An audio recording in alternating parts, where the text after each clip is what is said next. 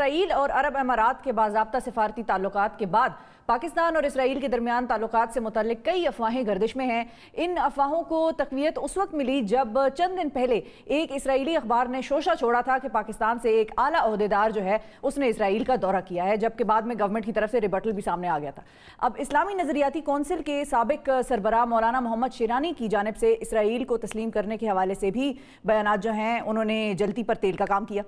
اس سے پہلے وزیر اعظم عمران خان بھی دوست ممالک کی جانب سے اسرائیل کو تسلیم کرنے کے دباؤ کا ذکر کر چکے ہیں، اور لیکن انہوں نے یہ بات بھی واضح طور پر کہی تھی کہ جب تک فلسطین کا مسئلہ حل نہیں ہو جاتا اس وقت تک اسرائیل کو پاکستان تسلیم نہیں کرے گا۔ اب سوال یہ ہے کہ کیا اسرائیل کو تسلیم کرنے سے متعلق تمام باتیں محض افواہیں ہیں، اور کیا اس کا مقصد ملک میں مذہبی اور سیاسی افراتفری پھیلانا ہے؟ عرب ممالک خاص طور پر دبئی کے اسرائیل کو تسلیم کرنے کے بعد پاکستان سے تعلقات کیسے ہیں، اس حوالے سے ہم بات کریں گے۔ وزیر اعظم کے معاون خصوصی برائے مذہبی ہم آہنگی اور مشرق وسطیٰ علامہ حافظ طاہر اشرفی صاحب ہمارے ساتھ موجود ہیں۔ السلام علیکم علامہ صاحب۔ وعلیکم السلام ورحمۃ اللہ۔ علامہ صاحب بہت شکریہ پروگرام میں وقت دینے کے لیے۔ سب سے پہلے تو اسی حوالے سے ہم بات کر لیں کہ یہ جو اسرائیل کے حوالے سے باتیں چل رہی ہیں، بلکہ باتیں کیا ان کو ہم افواہیں کہیں، یہ افواہیں کیوں چل رہی ہیں، کون پھیلا رہا ہے اور مقصد کیا ہے؟ بسم اللہ الرحمن الرحیم، نحمدہ ونصلی ونسلم علی رسولہ الکریم۔ یہ جو افواہیں چل رہی ہیں یا پھیلائی جا رہی ہیں یا اس پہ بات چیت ہو رہی ہے، اس کا ایک تو بنیادی مقصد پاکستان میں انتشار پیدا کرنا ہے، اور یہ ہمارے پاس بہت معتبر عرب ذرائع سے، فلسطینی ذرائع سے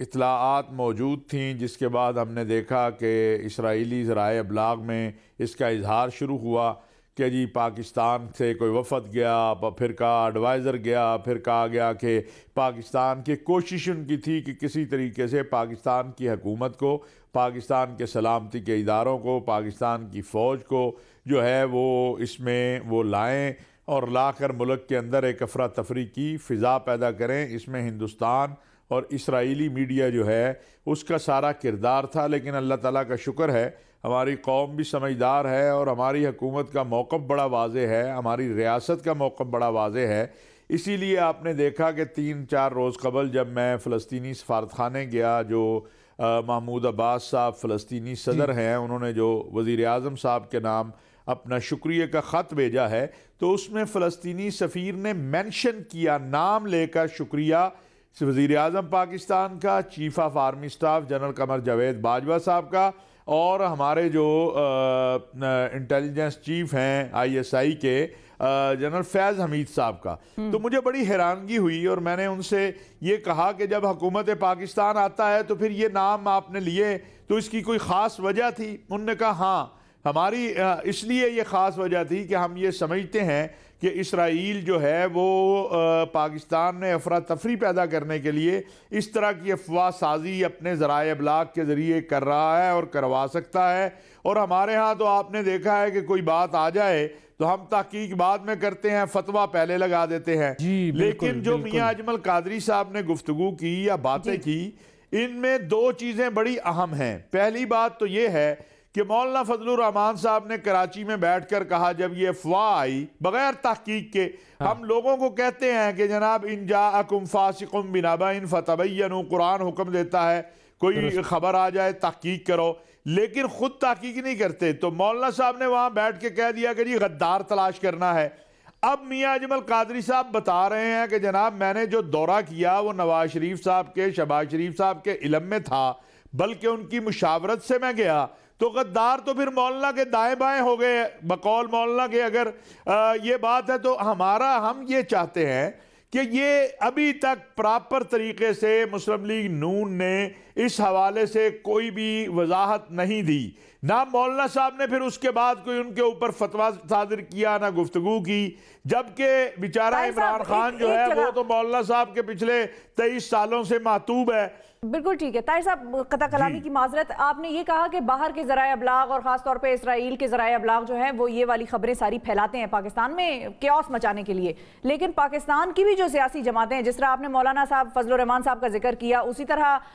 مریم نواز صاحبہ نے بھی ایک ٹویٹ کی تھی، انہوں نے بھی الزام لگایا تھا حکومت وقت پر، اور پھر وہ بعد میں پتہ چلا کہ وہ ڈیلیٹ کر دی انہوں نے ٹویٹ۔ تو یہ ساری افراتفری تو ملک کے اندر سے بھی ملک میں پھیلائی جا رہی ہے، اس پہ کیا کہیں گے سر؟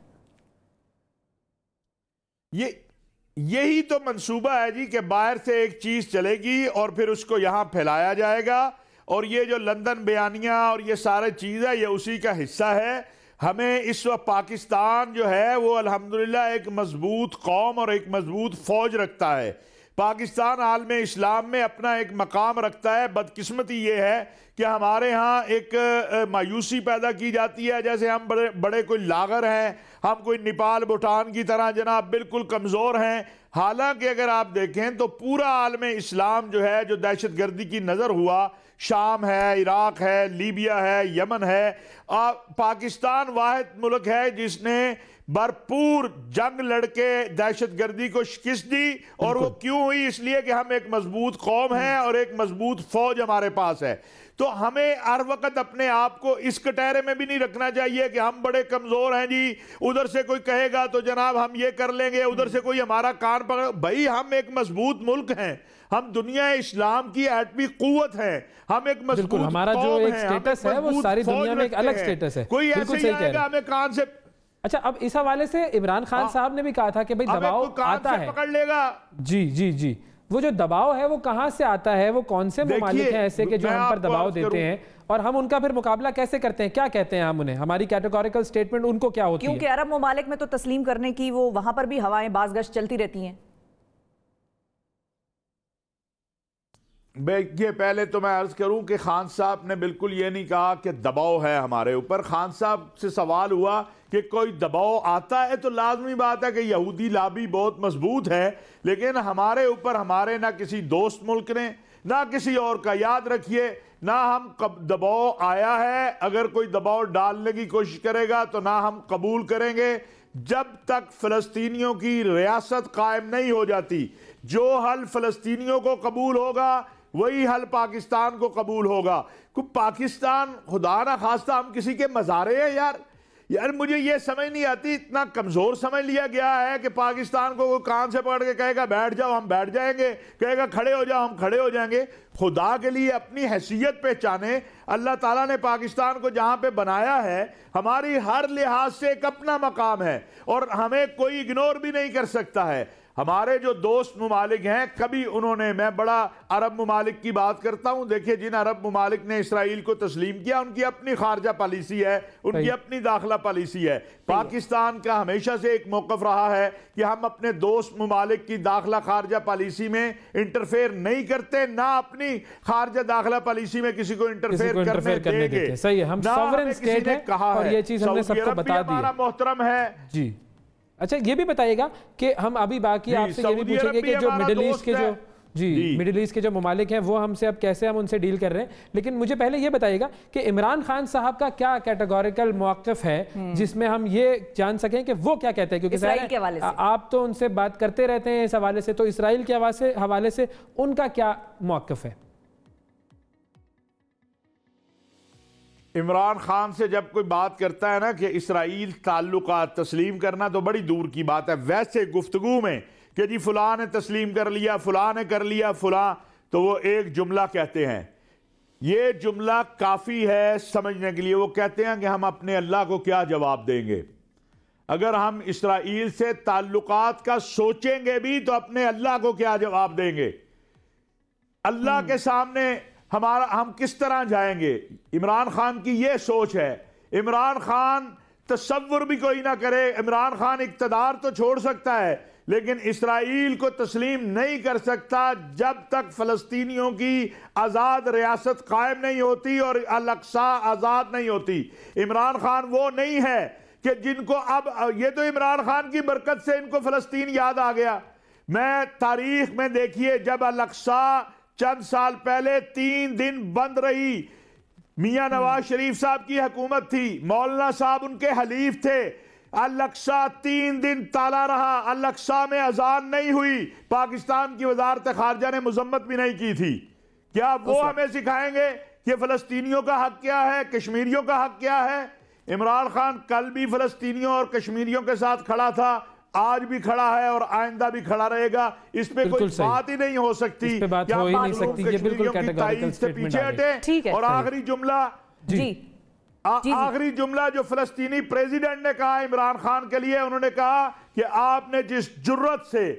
موقف اختیار کیا فلسطین کے مسئلے پر، اس پر پوری فلسطینی قوم کو آپ پر فخر ہے، اور ہم آپ کے آرمی چیف کے، آپ کے ملک کے سلامتی کے اداروں کے مشکور ہیں، آپ کی قوم کے مشکور ہیں، اور فلسطینیوں کا یہ اعتراف ہمارے لیے کافی ہے، ہمیں کسی اور سے سرٹیفکیٹ نہیں چاہیے، ضرورت نہیں ہے۔ بالکل ٹھیک ہے۔ اچھا یہ بھی بتائیے گا کہ اب جو ممالک، جو دوست ممالک ہمارے مڈل ایسٹ کے اسرائیل کو تسلیم کر چکے ہیں، اور ظاہر ہے آپ ان تمام ممالک کے سربراہان سے بخوبی واقف بھی ہیں، آپ کی گفتگو بھی ہوتی ہے، تو اب ہمارے ان سے ریلیشن شپ جو ہے وہ کیسے ہیں؟ اس میں کہیں کوئی تبدیلی تو نہیں آئی ہے؟ بالکل نہیں، ہمارے بہترین تعلقات ہیں اپنے دوست عرب ممالک کے ساتھ، وہ بحرین ہو، وہ متحدہ عرب امارات ہو، وہ سوڈان ہو، اور مملکت سعودی عرب جو ہے آپ کو معلوم ہے، وہ وہاں ہمارے مقدسات ہیں، وہاں ہمارا جو ہے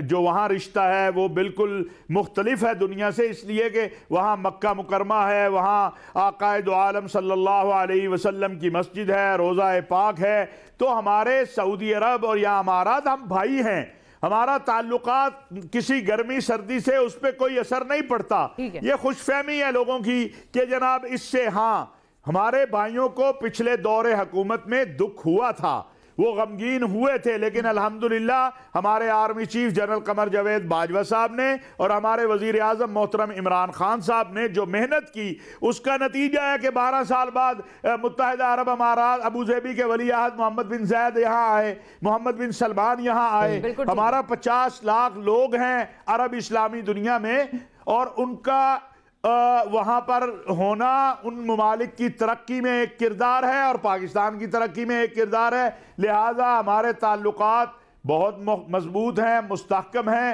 اور یہ جو لوگ اس طرح کی باتیں کرتے ہیں نا کہ ہمارے عرب دنیا سے تعلقات کمزور ہو گئے ہیں یا ضعیف ہو گئے ہیں، یہ میرا خیال ہے پورا عرب اسلامی دنیا کے ممالک کے نام بھی نہیں جانتے۔ بالکل ٹھیک ہے، بہت شکریہ ادا کریں گے جناب طاہر اشرفی صاحب۔ جی ویزوں کے حوالے سے خیر جی بہت طاہر صاحب میں ایک عرض کر دوں جی، ویزوں کا جو معاملہ ہے اس میں دیکھیں اس وقت کرونا کی جو صورتحال ہے، اب سعودی عرب نے 1 ہفتے کے لیے فلائٹیں بند کی تھی، رات انہوں نے 1 اور ہفتہ پوری دنیا کے لیے فلائٹیں بند کر دی۔ تھوڑی کرونا کی صورتحال کی مشکل بھی ہے، تھوڑی ہماری یہ جو ٹیسٹ کرنے والی لیبارٹریاں ہیں ان کو بھی خدا کا خوف کرنا چاہیے، اس پہ پھر کبھی بات کریں گے۔ جو مشکلات ہمیں آئیں کچھ ان کی وجہ سے بھی آئیں، لیکن انشاءاللہ تعالی وہ جلد حل ہوں گی، اور باقی یہاں سے ویزے مل رہے ہیں۔ مجھے متحدہ عرب امارات کے سفیر نے 3 دن پہلے انہوں نے کہا کہ ہمارا سفارتخانہ یہاں سے جو ایمبیسی سے ویزے لینا چاہ رہا ہے وہ ان کو ہم دے رہے ہیں، لیکن جو ٹریول ایجنسیوں کے ذریعے تھے وہ بند ہیں، وہ بھی جلدی انشاءاللہ ٹھیک ہو جائے گا معاملہ۔ بالکل ٹھیک ہے جی، بہت شکریہ ادا کریں گے۔ ناظرین، ہمارے ساتھ مولانا طاہر اشرفی صاحب ہمارے ساتھ موجود تھے۔